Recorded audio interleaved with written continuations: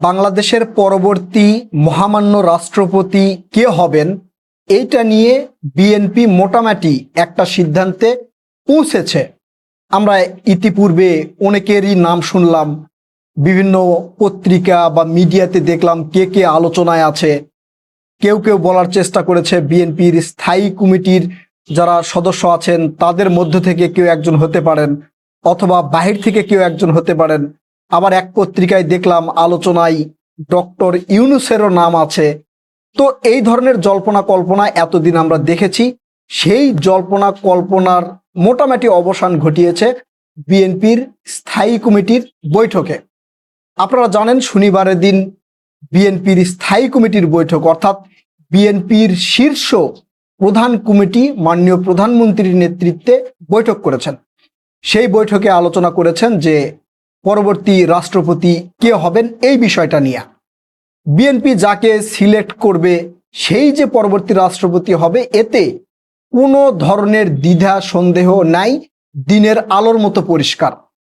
কারণ বিএনপি 2/3 আসন পেয়ে সরকার গঠন করেছে। বিএনপি চাইলে সংসদে কোনো বিল পাস হবে, বিএনপি না চাইলে সংসদে কোনো বিল পাস হবে না। কারণ সংসদে একটা বিল পাস হতে হলে সংসদের হ্যাঁ ভোটের সংখ্যা বেশি থাকতে হবে, অর্থাৎ সংসদ সদস্যরা যেই দিকে বেশি ভোট দিবে সেই বিল পাস হবে, যেই দিকে কম ভোট দিবে সেই বিল পাস হবে না। তো এই ক্ষেত্রে বিএনপির আসন বেশি, বিএনপির সংসদ সদস্য বেশি, তারা চাইলে একটা বিল পাস করতে পারে। বিরোধী দল যতই চিল্লাচিল্লি করুক, বিরোধী দল যতই বিরোধিতা করুক, এমনকি জাতীয় সংসদের অধিবেশন ওয়াকআউট করুক, তারপরেও লাভ হবে না। সংসদের নিয়ম অনুযায়ী সংসদ সদস্যরা যে আইন চাইবে, বেশিরভাগ সদস্যরা যে আইন চাইবে সেটাই পাস হবে। সংসদ সদস্যরা যে আইন বেশিরভাগ সংসদ সদস্যরা যে আইন চাইবে না সেটা পাস হবে না। ঠিক একইভাবে রাষ্ট্রপতির নাম প্রস্তাবে বিএনপি যদি একটা নাম প্রস্তাব করে তাহলে সেটাই সংসদে পাস হবে, নির্দ্বিধায় পাস হবে, কারণ বিএনপির সংসদ সদস্যরা বেশি। এখন প্রশ্ন হলো, তাহলে বিএনপি কাকে রাষ্ট্রপতি বানাবেন? বিএনপির স্থায়ী কমিটির মিটিং হয়েছে অনেক সময় ধরে। মিটিং হওয়ার পরে মিটিং শেষে আমাদের মাননীয় স্বরাষ্ট্রমন্ত্রী সালাউদ্দিন আহমেদ তিনি সাংবাদিকদের প্রশ্নের উত্তর দিয়েছেন। সাংবাদিকেরা তখন প্রশ্ন করলেন, মাননীয় মন্ত্রী আসলে পরবর্তী রাষ্ট্রপতি কে হচ্ছেন? তিনি জবাবে বললেন যে আজকে স্থায়ী কমিটির মিটিং হয়েছে, স্থায়ী কমিটিতে একটা সিদ্ধান্ত গ্রহণ করা হয়েছে, সেই সিদ্ধান্তের প্রেক্ষিতে পরবর্তী রাষ্ট্রপতি কে হবে সেটা জানানো হবে। তাহলে স্থায়ী কমিটির মিটিংয়ের সিদ্ধান্ত কি হলো? স্থায়ী কমিটির মিটিংয়ের সিদ্ধান্ত হলো যে মাননীয় প্রধানমন্ত্রী তারেক রহমান যাকে সিলেক্ট করবে পুরো বিএনপি তাকে সমর্থন করবে। অর্থাৎ রাষ্ট্রপতি নির্বাচনের পুরো দায়িত্ব মাননীয় প্রধানমন্ত্রী তারেক রহমানের উপরে দেওয়া হয়েছে। এখন মাননীয় প্রধানমন্ত্রী তারেক রহমান কাকে সিলেক্ট করবেন তার উপর নির্ভর করবে রাষ্ট্রপতি কে হবেন।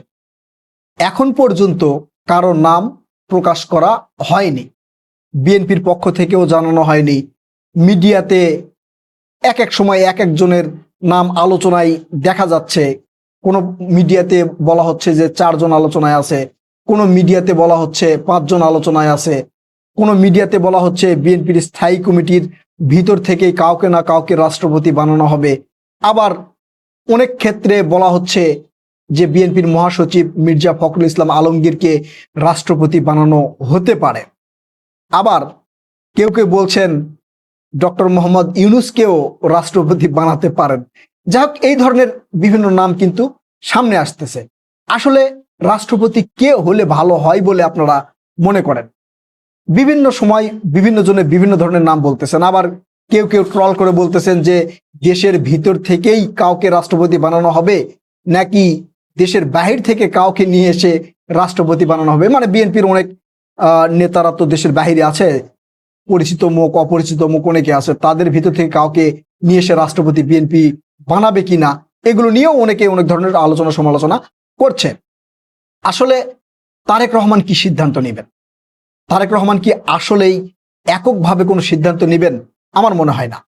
বিএনপির স্থায়ী কমিটির যে মিটিংটা হয়েছে, সেই মিটিংয়ে কারো নাম প্রস্তাব করা হয়েছে কিনা, সেই নাম হয়তো স্থায়ী কমিটির যারা মিটিংয়ে অংশগ্রহণ করেছে তারা বলবে না। তারা চায় যে এই নামটা মাননীয় প্রধানমন্ত্রী তারেক রহমান স্যার নিজের মুখে বলুক।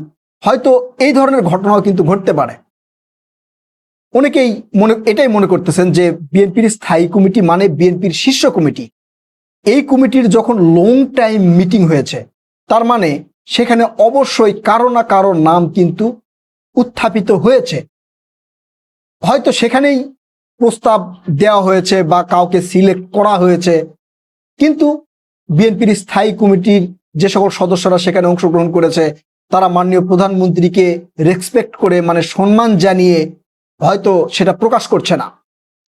তারা সবাই চাচ্ছেন মাননীয় প্রধানমন্ত্রী নিজের মুখেই আমাদের আগামীর মহামান্য রাষ্ট্রপতির নাম তিনি প্রকাশ করুক।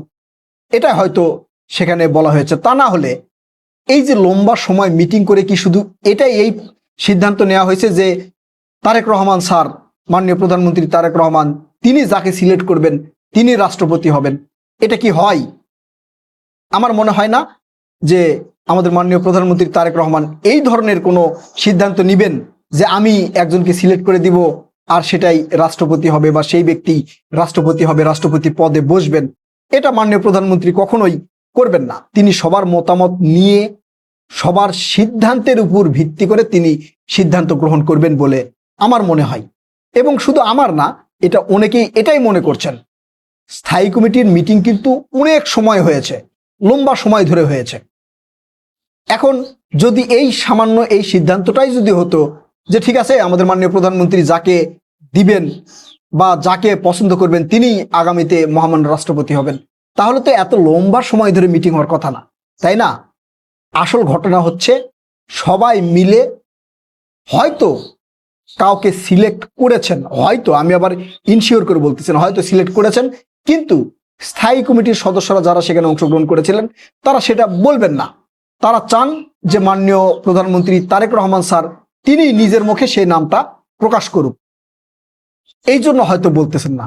আবার এমনও হতে পারে যে স্থায়ী কমিটির ভিতর থেকে হয়তো কারো নাম সেখানে যেতে পারে, কারো ইচ্ছা থাকতে পারে, এই জন্য হয়তো সেটা প্রকাশ করা হয়নি বা তারেক রহমান স্যারের উপরে দায়িত্ব দেওয়া হয়েছে যে স্যার স্থায়ী কমিটির সদস্যদের ভিতর থেকেই কেউ কেউ হতে চান বা কেউ কেউ হওয়ার আগ্রহ প্রকাশ করেছেন, তাহলে আপনি সিদ্ধান্ত গ্রহণ করেন যে কাকে আগামীতে বাংলাদেশের মহামান্য রাষ্ট্রপতি পদে বসানো যেতে পারে।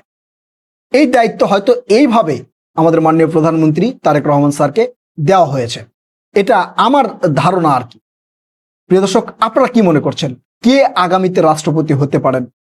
মানে তারেক রহমান স্যার কাকে সিলেক্ট করতে পারেন? এটা বিএনপির স্থায়ী কমিটির সদস্যদের ভিতর থেকে হতে পারেন, নাকি অন্য কোনো সাইড থেকে পরিচিত মুখ, বিখ্যাত ব্যক্তি তিনি রাষ্ট্রপতি হতে পারেন? আপনারা আপনাদের মতামত জানাবেন। কথা হবে নতুন কোনো ভিডিওতে। ততক্ষণ পর্যন্ত ভালো থাকবেন ইনশাআল্লাহ। আল্লাহ হাফেজ।